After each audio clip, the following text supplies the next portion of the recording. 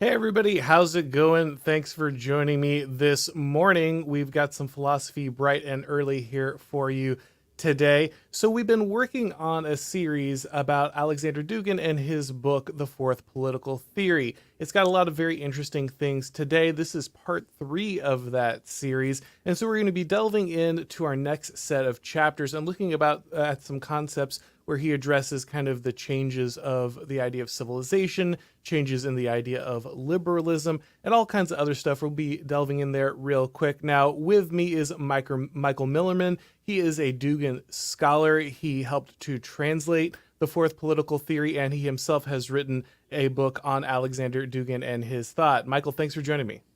Good to be with you again.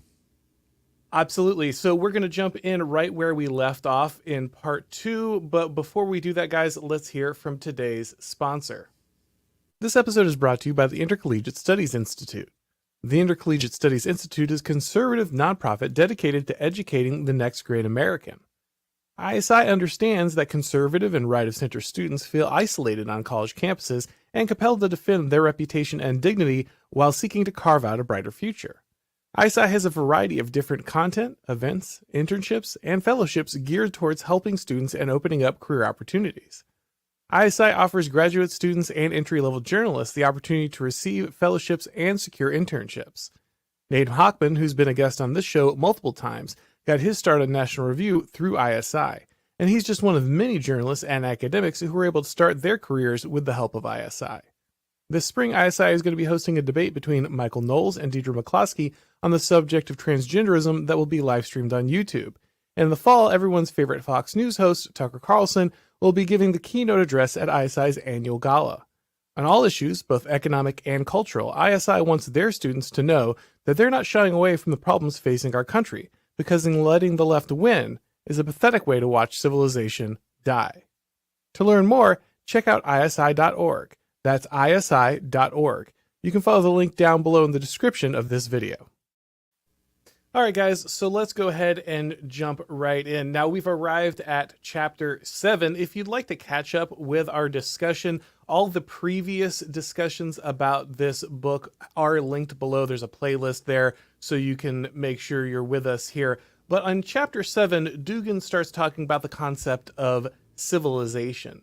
And he says we need a better definition of civilization because our very concept of the idea of civilization has been corrupted. The definition has been corrupted and kind of been wrapped around this idea of infinite progress. He says that civilization has kind of become synonymous with the idea of progress and the idea that humanity will always move forward in a very particular way, advance in a very particular way. And because civilization has been redefined in this way, the liberal worldview becomes the only one that is then understood as progress. So, Michael, let's go ahead and break down a little bit of that. So when he's talking about progress and its different meanings, what does the redefinition of civilization do to kind of the mindset when we address different possible ways to look at politics and the way we organize society? Well, you get the sense now the rhetoric of civilizational identity, like he wrote even then, and we see evidence of that now as well, is rising. So there are a lot of recent articles on the civilization state, for example, or the idea that Russia, China, Iran, they don't just represent savage or barbarian remnants, like they're the developing world and we're the developed world, but rather they have completely different modes of interpretation. So that's what Dugin's mostly interested in, this idea that there are several different ways of interpreting the character of political life, of political time, of political morality, and so on. So the older view of civilization that he contests is that civilization is the outcome of a kind of maturing process, that you leave behind the stages of savagery and barbarism, and that there's one model of being civilized. And because he sees this as a kind of ethnocentric universalization of one group's view of what it means to be civilized, he opposes that, and he has this other model. So it's many of the things that he talked about earlier in the book, they recur here in this new context. So civilizations will have their own kind of myth, archaic, their interpretation of the past, the present, and the future. They'll have their own, in some cases, religious traditions that won't necessarily match with everybody else's. And so each civilization, well, let me take one step back. The main contrast is between civilization as a culminating phase or stage and civilizations as a simultaneously existing plurality of worldview types or of cultural types, something like that. So even as earlier in the book he said, the fourth political theory is going to reject individualism, class-based analysis, race analysis, and state analysis. And we talked a little bit about how Dasein, this notion from Heidegger's philosophy, comes up, or the people, the folk, comes up. For sure, one of the key contenders for the main agents of the fourth political theory is civilizations. So some of the interesting things that he then kind of mines out of this examination of civilization, one I found particularly interesting was the idea that civilization is the point at which our kind of culture or our social system attempts to transcend the ethnos and tries to place itself in kind of the faith of systems of men, whereas the institutions become the thing that perpetuates it, and it creates a universalization, or at least, as he'll address later, the kind of the illusion of a universalization. And I found that very interesting because that dovetails a lot with kind of what Oswald Spengler talks about in A Decline of the West, and he references Spengler in this chapter as well. But he's definitely in very similar waters, where Spengler talks about how you have the cultural phase and then you have the civilizational phase, and the cultural phase is animated by the metaphysical spirit of the people of the group. They're driven forward by this. Basically everything is done out of habit due to kind of who you are in your identity. And then when you move into the civilizational phase, these things transfer out of the realm of the metaphysical and into systems that are established inside this new civilizational process that needs to expand, that needs to universalize, that needs to apply its kind of what was once propelled forward by the spirit. Now through systems of men, it kind of materializes everything that was once metaphysical. And he also talks about that was everything about that one. But yeah, I just didn't know if you want to comment on that transition between kind of the spiritual, the animating spirit, the cultural phase, and then into the civilizational phase, where these things are established through the institutions of the civilization. Yeah, so it's a good point and a good observation. And the idea that you could, let's say, become initiated into a civilizational identity through kind of technical operations at a more or less superficial level. But in order to become initiated into, let's say, a tribal identity or an ethnic identity, or even like a deeply religious identity, the process is much more substantive, it's much deeper, it's much more profound. So yes, when a smaller ethnic community universalizes itself, or attempts to, whether it's successful in doing so or not, it allows this easier entry, lowers the bar of entry, the operations become technical.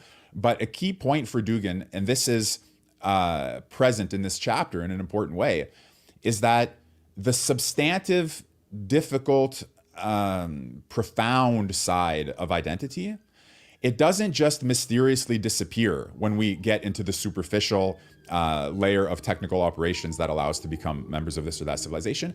It just goes deeper underground, but it's always preserved. So that's why even under the veneer of a universal technical operational civilizational identity, there are these deep undercurrents. And the idea of the undercurrents is important for him. He writes about it in terms of, for example, the collective unconscious, or about these the underlying Daseins, or the underlying ethno-sociological phenomena. All of the different ways he writes about it are there to remind us not to be fooled by the veneer of universality, because the substantive difference has only become harder to see. It hasn't become less relevant. And the more that it's repressed or suppressed or hidden, somehow the more it exerts its effect in mysterious ways. So that's very important for Dugin, even in later chapters where he talks about the like the remnant of the component of the nation in certain forms of left-wing socialism, partially as we discussed last time too. So here too, that's there in the civilization side as well. And he always wants to, it's easy to forget in some sense because it seems like we're a long way away from the realm of rituals of initiation into closed community. But he wants to remind us that those are still there beneath the surface of things. Yeah, and thanks for bringing up that difficult that easier entry as opposed to the difficulty of the tribe and joining the tribe, because that was what I was reaching for there, and I think that's a really important point for people to understand is the ability, that transition to something that would have been more holistic, that would have been more natural, that would have been deeply rooted into something that is kind of a facsimile, but that allows a much wider number of people to join in, but in many ways it loses then much of what made it, gave it this animating spirit. I also wanted to touch on him addressing the idea that myth and savagery do not disappear. As you're saying, these things don't disappear when people become civilized. Civilization relocates them into the realm of the unconscious. And so he says, far from thinking that many people think, well, civilization means we've escaped the myths, we've escaped the savagery, we've escaped all this backward thinking that once bound the tribe together and we've advanced beyond it. And he says, no, you haven't advanced beyond it at all. You simply placed it into the unconscious, and it becomes even more dangerous because now you're not even conscious of these things that are driving you in this direction. You don't understand them. They're operating in a realm that you don't even look at. And all civilization has done is given you more effective tools with which to be savage. Yeah, that's right. Because obviously the growth of military technology and other types of technologies, which we associate with civilizational progress, that's a double-edged sword. Obviously, that cuts both ways for the sake of peace and for the sake of war. But there are other parallels. Like Dugin is channeling here or expressing criticisms, as he himself acknowledges, criticisms that have now become not commonplace, but he's not the only person deconstructing civilization to show that it's not devoid of savagery and barbarism, but sort of rechannels them.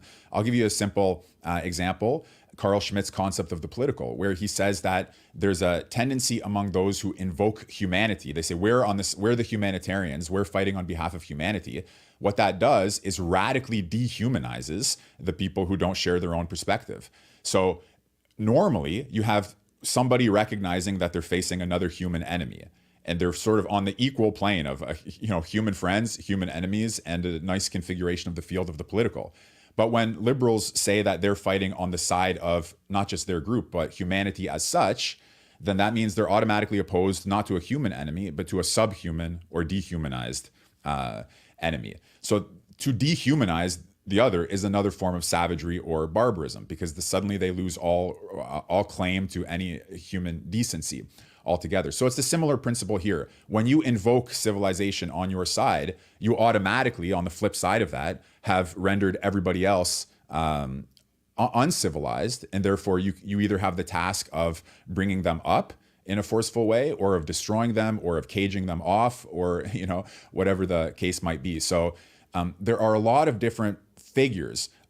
Giorgio Agamben fits in here, I think, to a certain extent. Schmitt, the structuralists, all of which Dugin is concentrating in this way to show, as it were, the lie of a certain interpretation of civilization. Yeah, I really love that. Oh, sorry. I was just going to say I really love that Schmitt point, because he really makes an excellent examination of the fact that when you try to eliminate all these differences, when you try to say that there are none of these existential conflicts, and you try to reunite everybody under liberalism, you're also implying that there is no other way to be human. This is the only way, because this is humanity, because this is the way humanity cooperates. Anyone who doesn't fall under the liberal system isn't human, and therefore there's the friend-enemy distinction doesn't go away. It doesn't disappear because you've united humanity under liberalism. It simply makes anyone who opposes liberalism an opponent of humanity. Exactly. And similarly here, the savagery and the barbarism, they don't disappear. They just get redirected, misplaced, deplaced, depositioned, and there are new acts of savagery and new forms of barbarism, all under the veneer of civilization. That's according to that model. Yeah, according to the older model. So he then goes on to kind of point out that postmodernism works to shatter this illusion. It makes liberalism look at itself and realize that there are these underpinning assumptions. There is still this suppressed savagery that's existing, that it hasn't escaped any of this stuff. And he also talks a little bit about synchronic understandings of civilization. Could you explain that a little more? Sure. Two things I want to say. First is synchronic means that, again, civilization is not the final stage of a process leading through savagery and barbarism, where we have gone through what other people are currently going through. We stand at the end of the process. They're somewhere along in the midst of the process. And because we're at the end of it, that's called being civilized. And because they're not, that's called, being underway to civilization, or being second or third world in those terms. So that's the diachronic, meaning you become civilized through time in a progressive way. Synchronic means the stages of savagery, barbarism, and civilization coexist in time, and that there's more than one civilization. There are models of civilization coexisting. And so that's the point that he's trying to get to, because against globalism, against global liberalism, there has to be a viable alternative. Dugin's model of a viable alternative, as he says in this chapter, at least in one perspective, is multi-polarity. So opposed to unipolarity, multipolarity, opposed to just a global world, a world of several poles. And what are those poles? They are civilizations. So the only way that you can get to a world that's configured not by a single ruler and not by just nation states, but rather by civilizations, you have to get to an understanding of civilization as plural. And so those are the steps that he's taking along the way. I did want to say that, yes, he credits postmodern thinkers with having done the deconstruction of the pretensions of Western European modernity and all of that. But this is an important point, because it makes, I think, some conservatives uncomfortable when figures embrace insights from postmodernity. And partially that's because a lot of the postmodern thinkers were on the left. They can be seen as enemies of civilization. They can be seen as enemies of, they're agents of destruction to a certain extent. But Dugin, who doesn't position himself on the left, believes, rightly I think, that you can still take the insights that were developed by the left postmodern theorists, and you sort of must, unless you're going to be philosophically naive, which is another option. And he does mention that. He says, there are neoconservatives who are just philosophically naive. There are Russian liberals who are philosophically naive. So that's always an option. And it probably goes a long way. But to the extent to which we want to actually understand these different phase transitions and what it means, what the specific character of our times is, we have to incorporate the insights of these mostly French, not only French, but mostly French postmodern theorists on the left. Not in order to go where they went, but in order to do something with what they did. So that's a big part of what he does, what he tries to say in this chapter. The old view of civilization is no longer tenable. It's no longer tenable because of all of these studies that were done. I mean, great acts of philosophical effort that were done by the structuralists, post-structuralists, and so on, cultural anthropologists. And Dugin summarizes, everybody should know, this is an important point in my view about the book, The Fourth Political Theory, I may have mentioned before. He often will make a small remark or observation that leads into another completely other set of books that he's written, or hundreds of pages he's dedicated to a topic. So in this case, he has a book called Ethnosociology. It is available in English in 2 volumes. I translated it, where you can start to see how he applies the insights in more detail of cultural anthropology to thinking through what it means to be a nation state, a civilization, an ethnos, a tribe, a people. So it's a big topic. But yeah, all of this is to say, you get beyond the first model of civilization. You go to the idea of synchrony, which means, again, what we call civilized contains savagery and barbarism in it, fine. Then we have the plurality of civilizations. And then you have this very important argument that plurality of civilizations can serve as the basis for a new ideology, an ideology that must reach the level of global liberalism in its seriousness and in its capacity. Because you can't just have a bunch of loser contenders to oppose globalism. There are many of them. But unless they rise to the level of globalism, you won't have a fight. You won't have a prospect of victory. So you need a model that's universal enough and broad enough, as we discussed again in other chapters. And here, the key insight is multi-polarity, where the poles are civilizations, that's going to form the basis that allows us to have opposition, global opposition to global liberalism. Yeah, I think it's really important for people to take to on board that point about postmodernism as well, because Dugin does, and we'll talk about it in the next chapter here, he does explicitly say there are many evils of postmodernism. So he's not championing postmodern left Not thought at all. in its conclusions, but he is taking those important insights. And for those who are understandably and probably rightly wary of Dugin's intentions in certain areas, remember, we're doing the same thing here, right? This is not an endorsement of Dugin. This is not, we are trying to better understand his thought, take the points that I think are good, are essential, and then leave the things that we might not find useful or might find politically motivated and whatnot. So I just want everyone to remember that is the general thrust of what we're doing, and it is specifically what Dugin kind of advocates for when it comes to understanding certain parts of what have happened through the postmodern lens. It's not a general endorsement of postmodernism. In fact, he explicitly refutes parts of it here, as we'll see moving forward. Yeah, one of the first lectures I ever watched of Dugin's when I was an undergraduate student, I was taking a class on international relations taught by a postmodernist. And there was a Dugin lecture on YouTube. I think it's been pulled because he had his channel pulled and he had a lot of content pulled. But it was called Postmodernism is Satanism. It was like a nice 5-minute exposition of postmodernism as Satanism. It made perfect sense of the phenomenon of postmodernism. My professor wasn't very happy when I shared it with the class and when I talked to him about it, himself identifying as a postmodernist. But yeah, Dugin's not a postmodernist, but one of the things that he does, and you see it in this book and elsewhere, he is never averse to what we might learn even from a school of thought that as a whole we reject, and what we might learn from experimental cross interpretations that don't necessarily follow the orthodox reading, but that can always open up new possibilities for thinking and for seeing. So he's always down for that kind of thing. Not everybody is. And the proof is in the pudding in a way. If we can get some new insights, or we can get some new conceptual perspectives, or some new combinations and questions to think about, then we see that it was worth the effort. Yeah, so just to wrap up this chapter here, he talks about kind of the difference between Samuel Huntington's model of kind of the clash of civilizations versus Francis Fukuyama's assertion of the end of history. He finds, of course, Huntington far more compelling than Fukuyama. In fact, he points out that Fukuyama had to, in many ways, go back and revise his project because it turns out history wasn't over. So he had to add, new stages of the end of history where we kind of go into these nation building sessions, kind of a pit stop on our way to the end of history.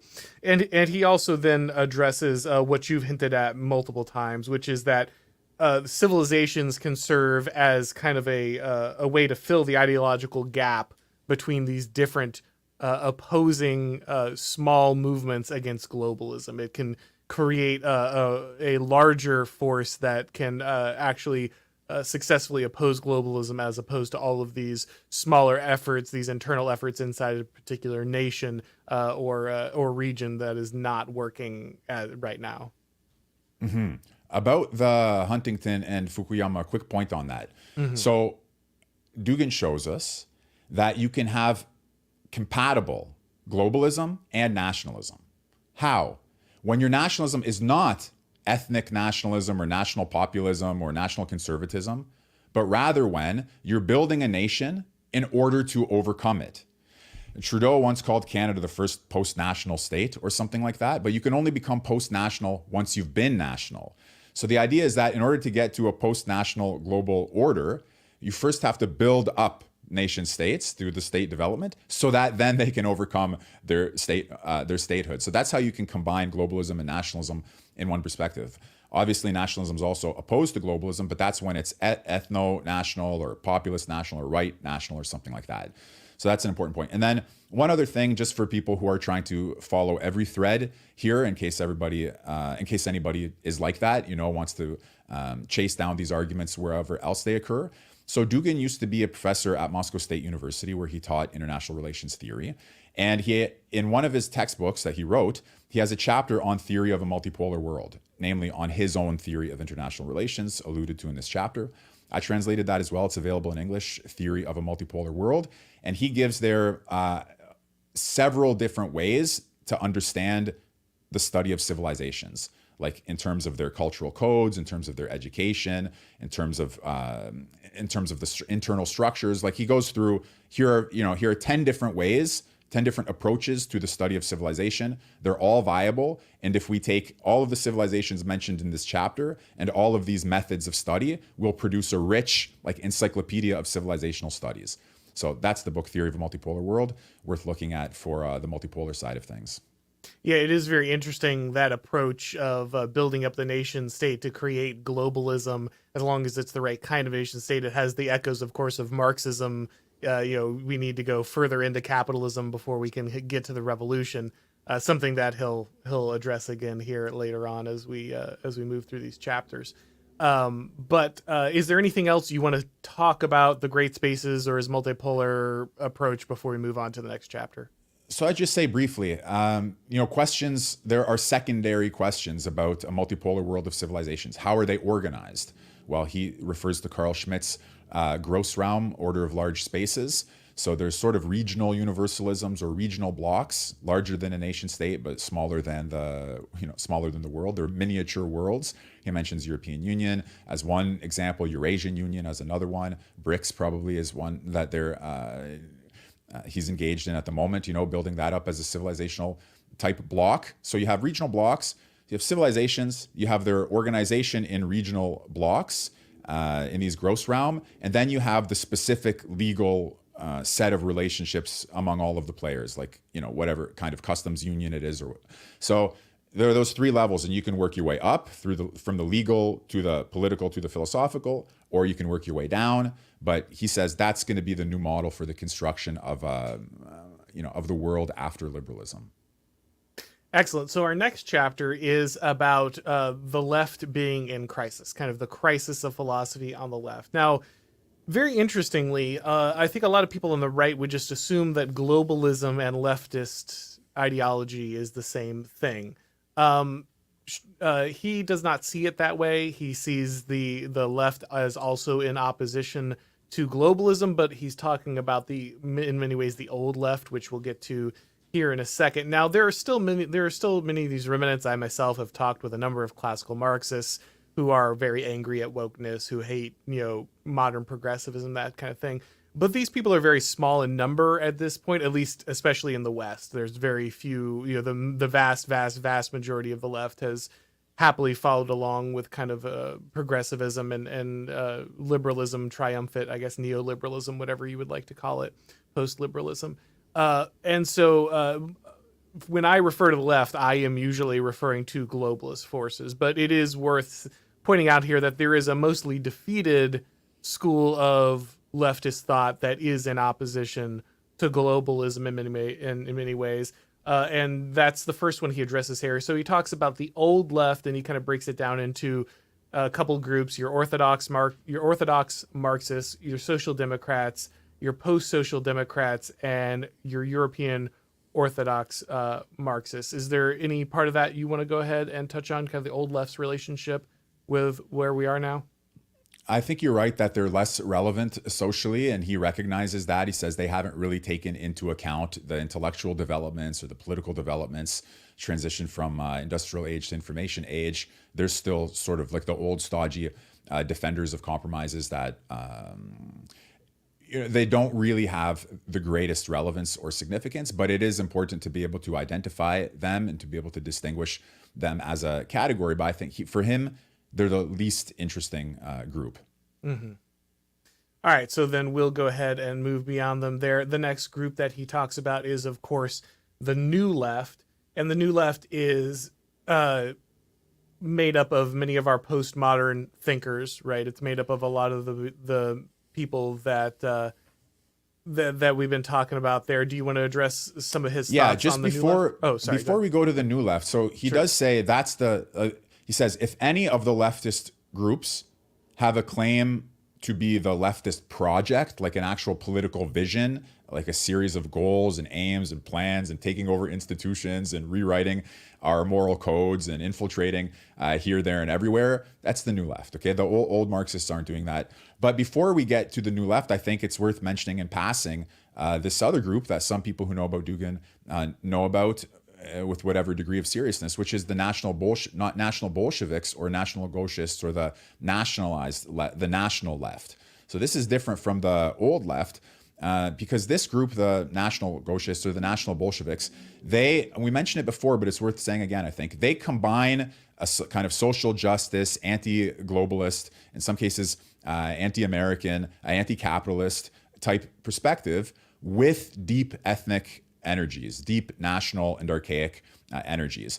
And so, first of all, this is important because Dugin himself was involved with a project of national Bolshevism in Russia, where he tried to say, okay, on one hand, you've got the Soviet, the remnant of Soviet ideology, but on the other hand, he's trying to put an emphasis on what's distinctly Russian, and there was a possible ideological path forward through the idea of national Bolshevism.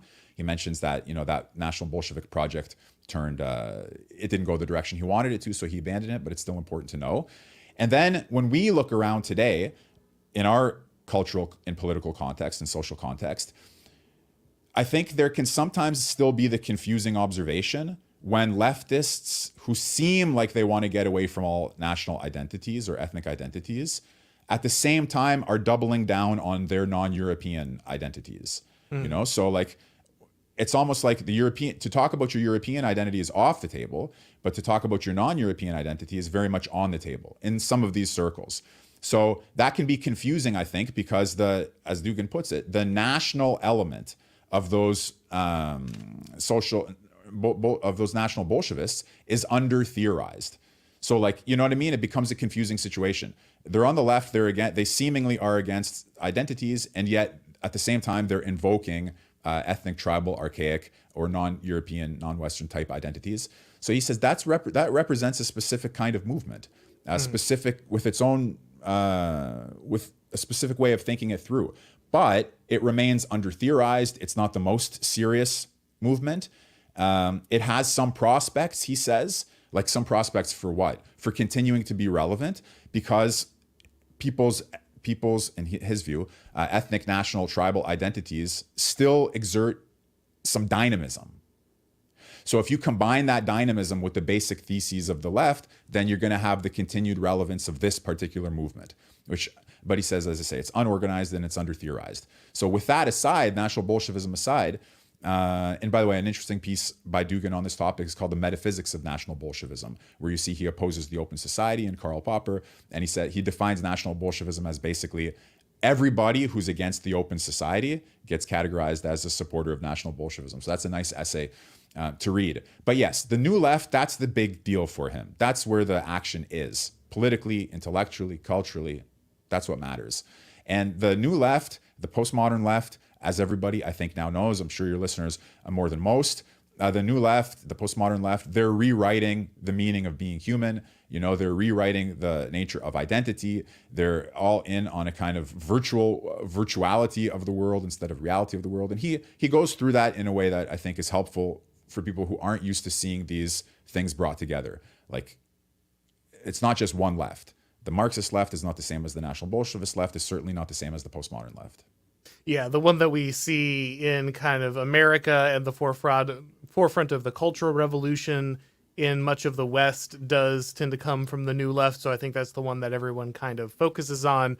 But it is worth, especially as a guy who is attempting to pull together a new political theory, is attempting to kind of get a comprehensive look at the options available, to recognize that there are still other aspects of the left out there.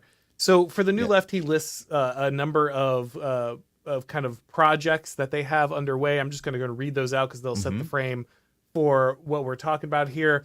He talks about the rejection of reason. He references Deleuze and Guattari here. And then the renunciation of man as the measure of all things. Overcoming sexual taboos. Of course, this is one most people will easily recognize. Legalization of narcotics. A move to new forms of spontaneous and sporadic being, and the destruction of structural society and government in the service of new, free, and anarchical communities. So those are kind of the goals that he says are the projects of the New Left. I mean, that captures a lot of it, I think, in a way that we see the rejection of reason. You know, that why a rejection of reason? Because what's the older model? The older model is that man is a vertically oriented being, that we have a nature. And at the top of our nature is our ability to reason. Our reason can be practical or theoretical. And at the top of even our reason is our theoretical capacity. So that man reaches his perfection in morality, practical reason, and in science or philosophy, theoretical reason. That's like an old model of man. And virtue is that, practical and theoretical excellence. Okay, but the problem is, if you're against vertical hierarchies, then you have to displace the authority of reason. You have to say that, no, your instinct is as legitimate as your reason. Your deepest, darkest desires are as legitimate as your reason. In fact, they may be more legitimate than your reason. Your idea of the authority of reason may be a kind of false consciousness or a suppression of your true, authentic, non-rational self.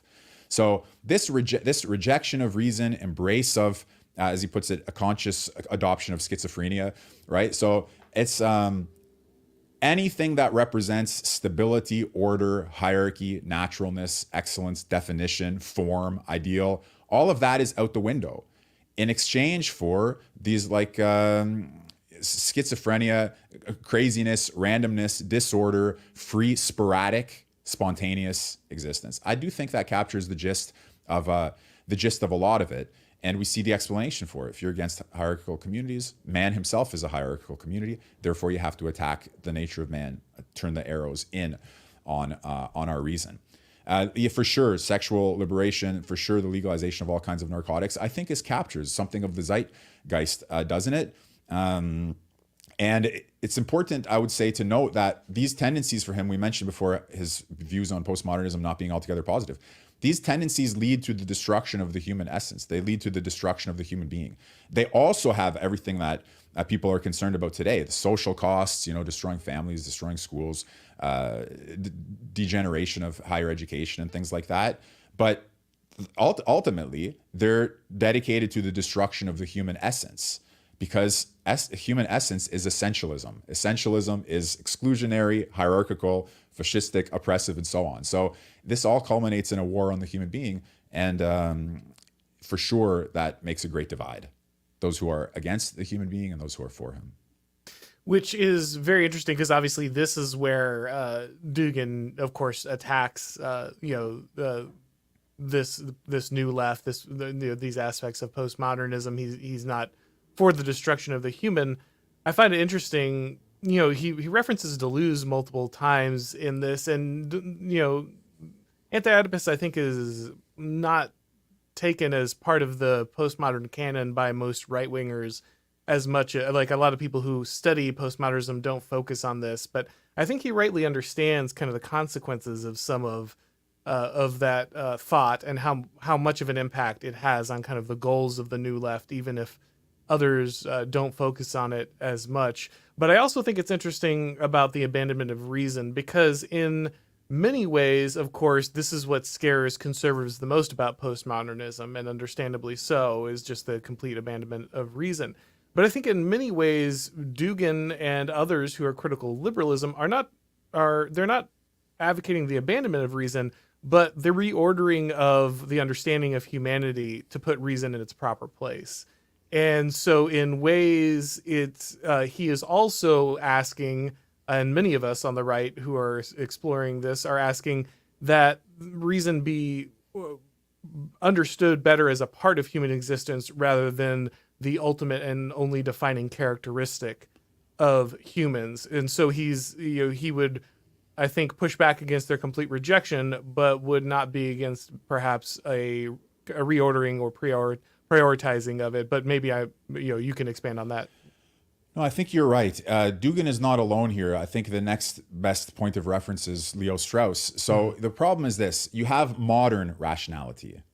So if modern rationality is only a specific form of reason, then when you reject modern rationality, if you do, it doesn't mean rejecting reason as such. It means rejecting whatever was specific about modern rationality that left it sort of deprived of direction and vision and depth and left it just doing the sort of superficial calculation of life. Well, if that's the case, so let's say, here's one way you can configure it. Reason has led us into alienation from ourselves and from the deepest well springs of our meaningful existence. Therefore, we reject reason. That's one model, but Dugin and Strauss do not accept that model.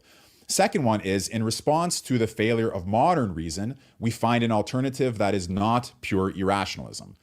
Dugin's alternative is, as you said, there's more to the human being than his thinking, although it gets kind of complicated here because I think at the end of the day, Dugin does privilege intellectual activity. But even so, there are other parts of our nature. There's more to being human. That's in part, that's all implied by his recourse to Dasein and to Heidegger and all of his talk about myth and archaics. And it's one of the reasons I also categorize him somewhat as a mystical thinker, okay? Because mysticism or the Dionysian or however you want to conceive of that, that would be also part of the deeper understanding of a human being. Strauss, an alternative that is well worth knowing. I don't know whether your listeners have read much Leo Strauss, but I have to put him on the record here. He says, you go from modern rationality to pre-modern reason. But we don't know what pre-modern reason is unless we learn to study the pre-modern philosophers adequately, Plato and Aristotle first and foremost.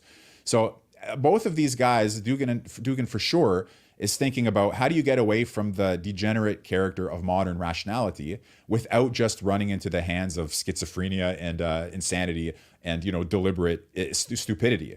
And it's a big task because there's something worth taking seriously in the criticism of modern rationality.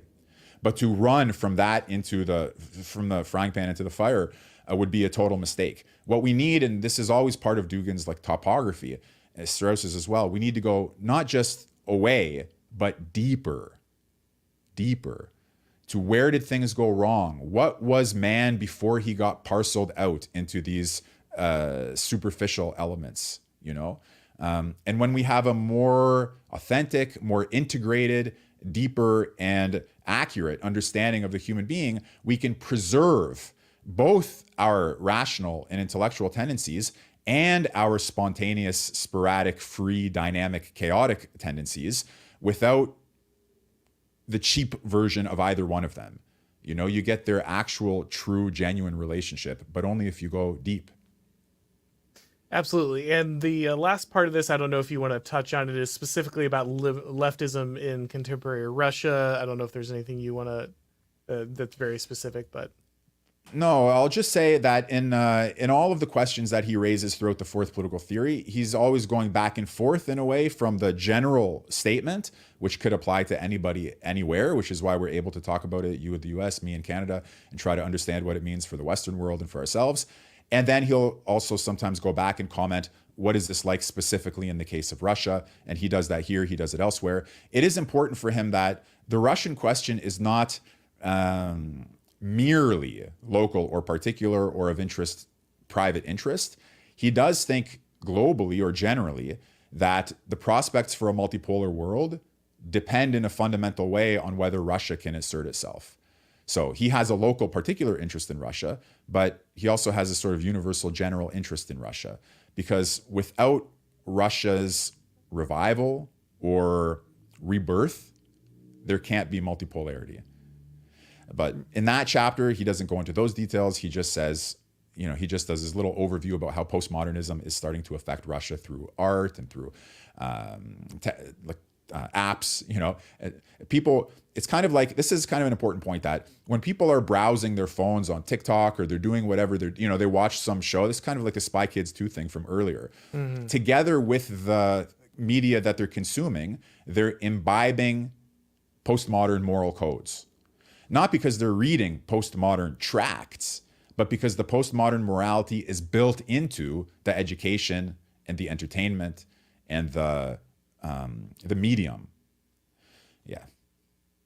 Excellent. All right. So his next chapter here is liberalism and its metamorphosis. So he's talking about kind of that the shifts within liberalism, from one of competing philosophies to one of dominant philosophies, and kind of what that means over time. He lays out here liberalism is a summary of Western civilization and its definition, and we can just go ahead and read off again a few of these here. It's very helpful to kind of set the frame.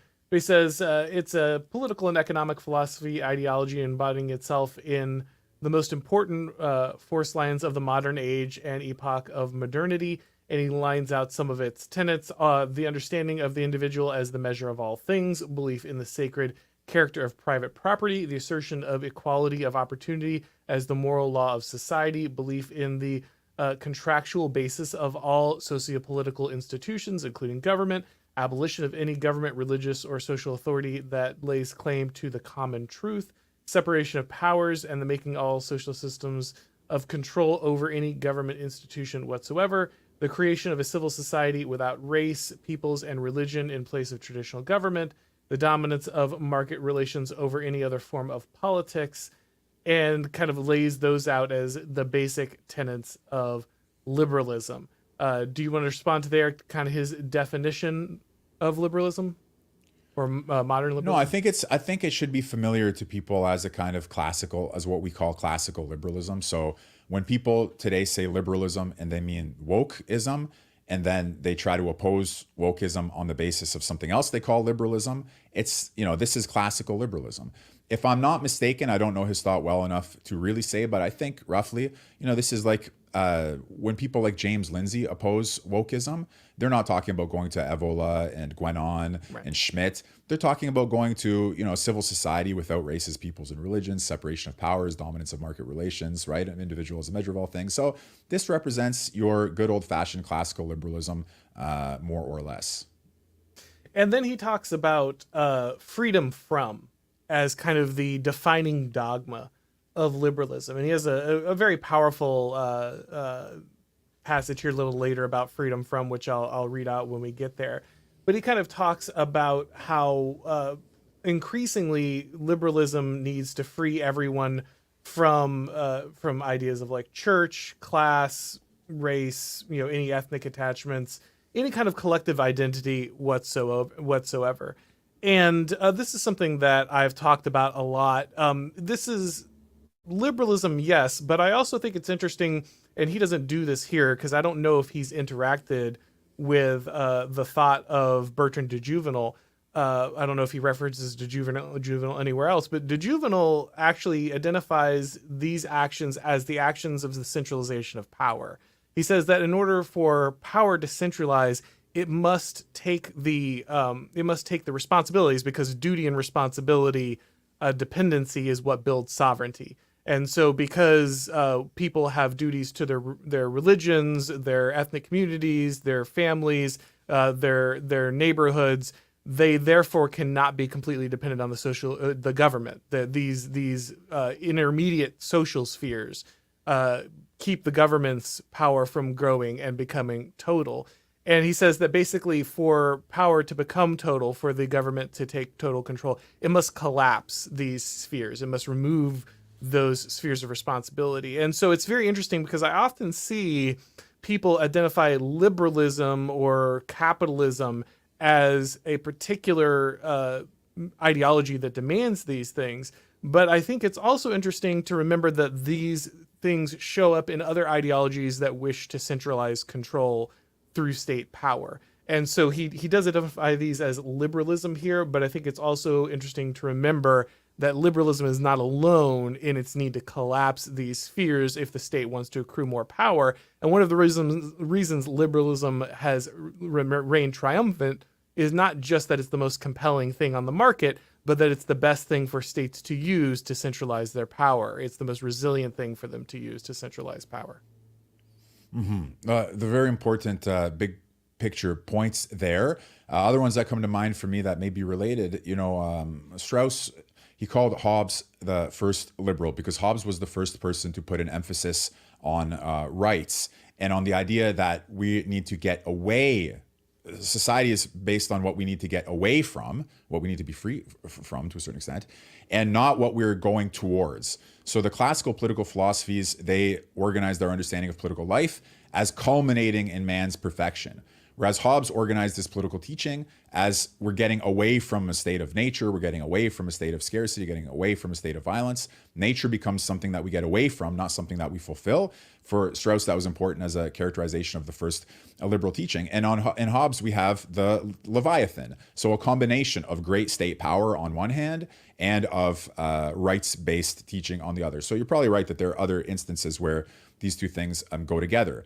But still, whether we put the emphasis on the centralization and totalization, or whether we put it like he does here on the liberation from various attachments and things like that, I think that for Dugin, one thing it's important to see, freedom from external this, freedom from external that, it transforms. This is a key point. That's why I'm mentioning it again. It transforms into freedom from internal constraints as well. And that's why he's able to trace Wokism, let's say to a certain extent, what we know today as Wokism. He's able to trace it not only to its leftist postmodern roots, but also and importantly to its liberal roots. Because transgenderism, let's say, this is his presentation in a book called The Great Awakening versus the Great Reset, liberation from gender identity is just the next phase of freedom from. And it will be followed by liberation from human identity. Because to be free from means to be free from any collective identity, including gender identity and including human identity. So there was a debate recently, should we trace Wokism to Marxism or to liberalism? Should we trace it to, which of those two sources? And here in these last two chapters, we see Dugin giving a mutual account. It will rise from liberalism, and it also rose from the left critique of liberalism. So the next thing that he addresses is the universalization of the definition of nation through liberalism. In order for liberalism to properly interact with other political entities, it needed to standardize kind of the definition of what a nation would be. And so it imposes its understanding of collectivism or lack thereof, or its understanding of political organizations across kind of the globe, so that it can properly interact with those different those entities. He also then talks about the challenge of Marxism. Well, before we go to the challenge of Marxism, do you have anything about just kind of how the liberal definition of nationalism? Yeah, it's a concept worth being familiar with and understanding.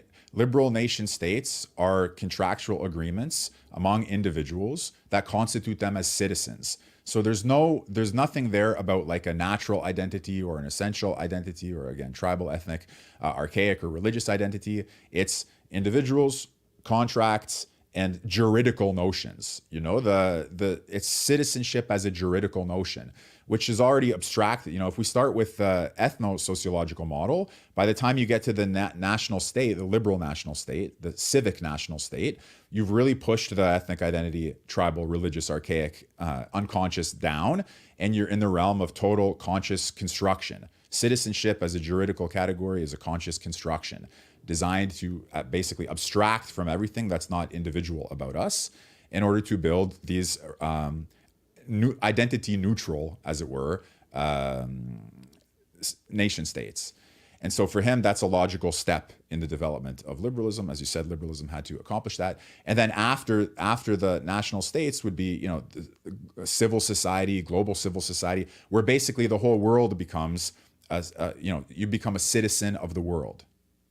But your identity is still this sort of juridical abstract category of citizenship.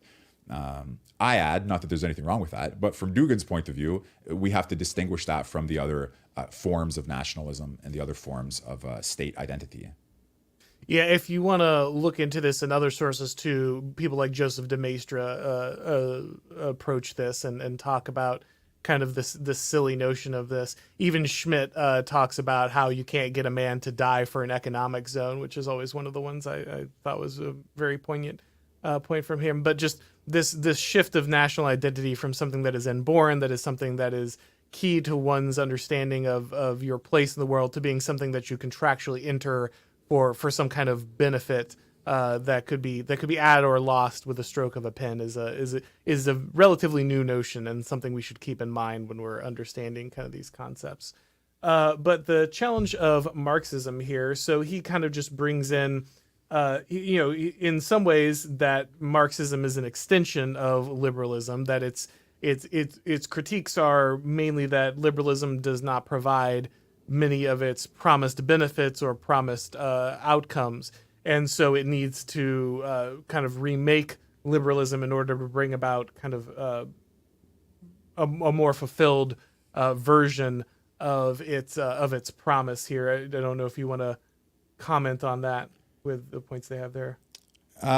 Just that he has this nice, again, bullet point summary of the differences Yeah. from liberalism. So you get away from a contract type agreement. You get away from the private property. It's just a nice. People will be familiar enough, I think, with the idea of a Marxist criticism of bourgeois liberalism. But it's a nice short summary of what that was, point by point, and how neoliberals responded to the Marxist challenge with the reassertion that liberalism is not just a stage on the way to communism, but that it's its own proper stopping point and all of that. So here he's not, I mean, there are books and books and books written, Sure. about each of these points in great detail. What he's doing is providing a short, concise summary of these movements so that he can help us to understand where we are now, how we got here, and what the prospects are ahead of us. So nobody should expect this to be, more than that.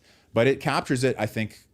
The important point here is that if you read a book, let's say you read a very brilliant 1,000-page book on some movement of Marxism, you'll see that, but you won't see where it fits in with all of the other transformations before and after. And it won't get you to the relevant point that we're at now. So that's the benefit. Even though he shrinks his account of Marxism down, he lets us see it in the context of the bigger picture. And that's what he does here quite effectively, I think. Yeah, and like you said there, I think it's important that he stops and points out the kind of these new liberals. And here he specifically, cites people like Mises and Hayek, people that many paleo-libertarians will be big fans of, and talks about how they again reassert this idea that actually Marxism isn't a progress; it isn't a step after liberalism or capitalism, but is instead a regress, and they redefine Marxism as a return to feudalism, as opposed to a step towards kind of the promise of liberalism or the inevitable action after liberalism. Right. I just want to say one thing about that, which is that it reminds us that the meaning of a process is open to dispute. Is it a step forward or is it a step backward? So back when Dugin talked about the different notions of time, and later in the book where he's going to revisit that from another perspective, and the question of reversibility of time, it's another example. Is liberalism, which is more which is more advanced? Is communism a step back, like the neoliberals suggest, or is it a step forward, like the communists suggest? So we always have the key dispute here over what the genuine and true direction of these processes is. Right. So then he moves on and he talks about kind of with the fall of the USSR, of course, the liberalism is ascendant in the 1990s, and we start to see kind of the implications of the end of history, the end of political struggle, that there is only one dominant, unipolar power and political organization in kind of acceptable in the globe. Very interestingly, he talks about neocons understanding the implications of this better than most, and he attaches this back to kind of the American tradition of manifest destiny, that basically this is the global ascension of America and in manifest destiny well beyond its own borders, and achieving kind of an American century, of course, was the terminology of the time. Kind of the American way as a global order. But he also takes time to point out that people like Pat Buchanan push back against this and said that America will have won the world, but will have lost itself. And so he's recognizing that while many inside kind of the Western order understood this as an American empire and the chance for America to have basically global domination, there were still many inside America who understood the consequences of what that would mean, and that would mean the loss of American identity itself. Yeah, you're exactly right. It's still the case, isn't it, that you have people like Pat Buchanan and his followers and neoconservatives, whether now they're in the Republican Party or Democratic Party. A lot of them have moved, as it were, back to the Democratic Party. I think you're right. It is noteworthy that he credits the neoconservatives, which you wouldn't necessarily expect given everything else that we've learned about Dugin throughout the book. But it's very important because he says they understand what's at stake ideologically. Yes, Dugin doesn't agree with the position that they're taking, but somehow they're the most consistent position. Liberalism won. It inherited the right to modernity. It now has to universalize itself, expand itself, extend itself, normalize itself, and do all of those kinds of things. And they see that and they understand it. So credit where it's due. Those people in the American context who understand what's happening ideologically, they get called out positively in that case. Bill Kristol, William Kristol mentioned by name. The people basically never trump Republicans who move to the Democratic Party. Not that there's anything wrong with that. Again, we're just trying to identify the relevant groups. So yes, all of that is there in this chapter, and American neoconservative circles most adequately perceive the significance of the large-scale changes happening in the world. For them, ideology remains the most important subject of attention. Very important. I guess we'd have to think about it, whether that's still the case. Whether there are now other groups who are paying more attention to. I think that we could no longer say the neoconservatives are the only ones who are aware of what's at stake ideologically. Because there's a growing interest, especially in the last couple of years, of right-wing anti-liberalism and other alternatives to the global American empire and to the Great Reset. So the situation has changed a bit. But yeah, that was a fascinating point of his for sure. I was surprised to have read it. Absolutely. So the next part that he talks about is kind of liberalism's interaction with postmodernism. And he points out what I think most people at this point understand now, that liberalism looks at kind of what postmodernism asserts, and they start running away from it because the implications, he describes them as grotesque, which I think is kind of good here. And actually, he's got some handy bullet points, so I'll just run down them real quick once again. Thus arises the panorama of post-liberal grotesqueries. The measure of things becomes not the individual, but the post-individual, the de-individual, accidentally playing as an ironic combination of parts of people. And then here he kind of brings in a little bit of Deleuze with kind of the body without organs there, and the way cyborgs and mutants that can arise from this. Private property is idealized and transcendentalized and transforms from that which a man owns to that which owns him. Equality of opportunity turns into equality of contemplation of opportunity. So this is the big debate going on today with so many conservatives and classical liberals, but we meant equality of opportunity, not equality of outcome or equity.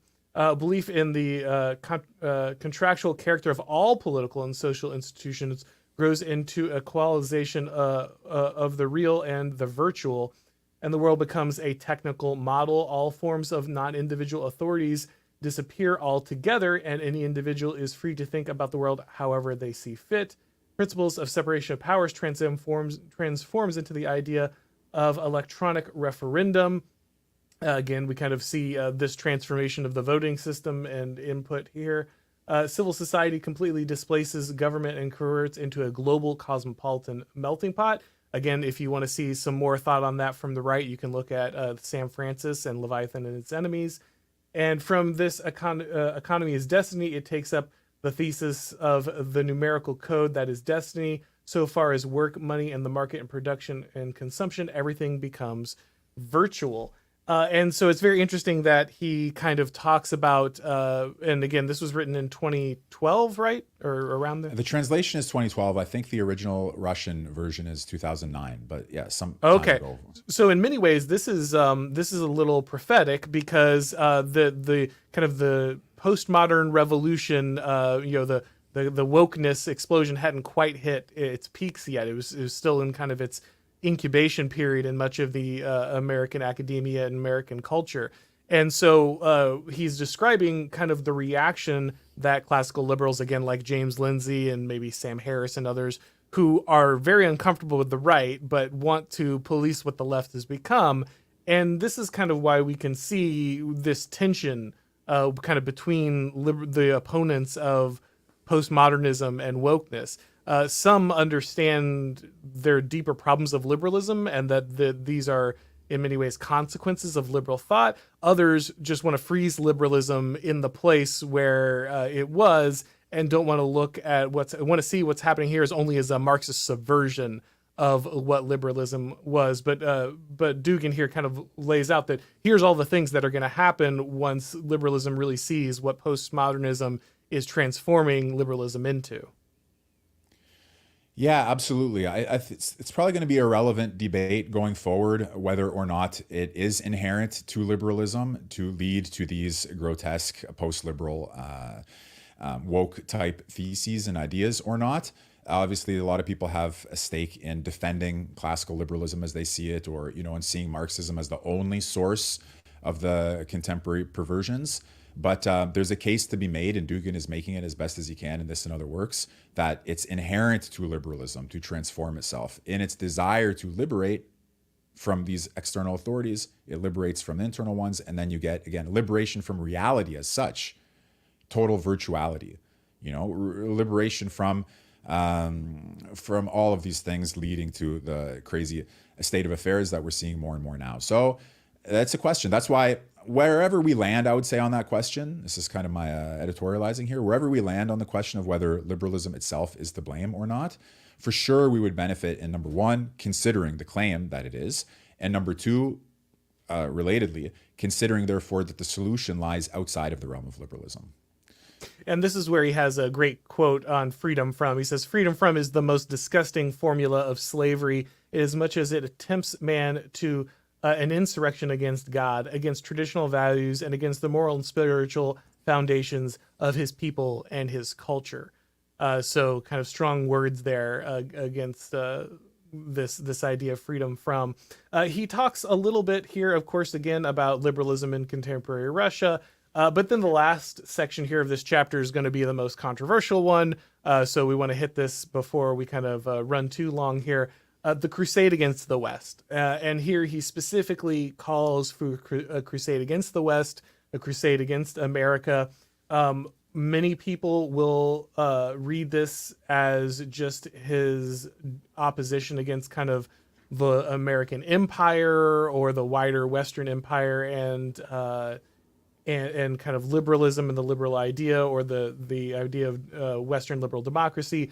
Others will read this as an explicit call to attack America itself, or to displace America in its current geopolitical position. Obviously, that is part of Dugin's goal, to be sure. And so this will be something that, again, understandably is met with a lot of controversy. But I wonder if you want to talk a little bit about Crusade against the West here, or what he means by that. Well, for him, it's the fact that liberal unipolarity is located spatially, geopolitically. It's the Western world, and it's first and foremost America. That is where, now it doesn't mean destroy America, because one of the things people may or may not remember is that Dugin supported Trump, and in Great Awakening versus the Great Reset, he says that the war against the Great Reset has to happen in America, among Americans. It's going to be America's own liberation from its takeover, from the perversion of America. So everyone will have to judge for themselves whether he speaks out of both sides of his mouth on this point or not. My view is it's pretty clear for him that unless you throw down the gauntlet to American century, to American unipolarity, to the global American empire, you can't get any of this off the ground. That's the first step. Doesn't mean the destruction of America, but it does mean no globalist America, okay, at a minimum. He writes elsewhere, and I write about this in some of the essays that I have on Dugin. He says somewhere, for sure in the Great Awakening book and elsewhere in one of his Heidegger books, says, "I'm not against the West as such. I'm against the modern political West, which is doing this egregious universalization." He says he loves the West. He loves the authors of the West. He studied all the French thinkers and German thinkers. And his book on civilizational studies called Noomachia, he has several volumes on all of the countries of the West. He considers Heidegger the greatest philosopher. He's writing all the time about Western thinkers.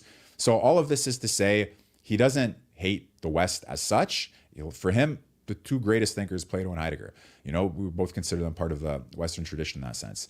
But unfortunately, or fortunately, depending on where you stand on the issue, unipolarity, hegemony, global American empire, woke America, the Biden regime for him is the representative of all of these forces of evil in a very serious way.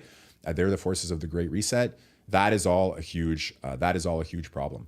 And I think it is, it's fair to consider, could there be opposition to the ideology that Dugin has been criticizing without there being the elevation of a other force in the world? So if all of these ideological changes happen within America, maybe they will already prepare the global scene for multipolarity. Or maybe these changes will happen outside of America. So it's not such an easy question, but for sure, not to sugarcoat it, the West in its contemporary form is largely evil for him. Opposition to the West in its current form is therefore largely positive for him. And the only question is, the two main questions, on what grounds can you gain support for ideological, political, and so on opposition? You need something universal enough to appeal. Okay, so it can't be narrow Islamic nationalism or something. It has to be something big enough, like multipolarity. And how do you do that, and how do you do it effectively? So, yeah, people may not like people who are all in on the West, but here's the ambiguity. Here's the ever-present ambiguity with American readers of Dugin. Everybody, I think, who's opposed to woke liberalism finds something that rings true in Dugin's criticisms. Something helpful, something true, and something profound, something funny at times. Okay, there's a lot there to like. And there are things there not to like. How do you square the circle? And do you take Dugin as being just thoroughly anti-Western, thoroughly anti-liberal, liberty, thoroughly anti-American, or can you combine the noble, decent, well-established, and world historical American love of rights and freedoms with the criticism of degenerate woke liberalism, with the help of theorists outside the West like Dugin? Absolutely. All right, guys. Well, we're going to go ahead and wrap it up here. We will go ahead and I think we've only got one super chat here, so I'll just read that out real quick. Glow in the Dark here for $2. We use the info of Unit 731. We can post modern info. I think there's a joke there that I don't have the reference for. Sorry, man, but I appreciate the super chat there. Let's go ahead and hear from Mr. Millerman, all the different places we can find his excellent work. I teach at millermanschool.com. I'm on Twitter, M_Millerman, or just look up Michael Millerman on Twitter. And I have a YouTube channel where I put out a lot of free lectures on Heidegger, Dugin, Strauss, Plato, and other authors I read and study and teach.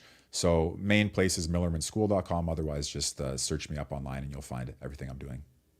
Excellent. And like I said, guys, of course, we have 2 talks before this. So if you want to make sure you have the context for this conversation, the links below to those are down in the description. Of course, if you're your first time here, please make sure to go ahead and subscribe to the channel. And if you want to listen to these broadcasts as podcasts, you can go ahead and subscribe to the Auron McIntyre Show on all your favorite podcast platforms. When you do, make sure you go ahead and leave a rating or review. That really helps with all the algorithm stuff.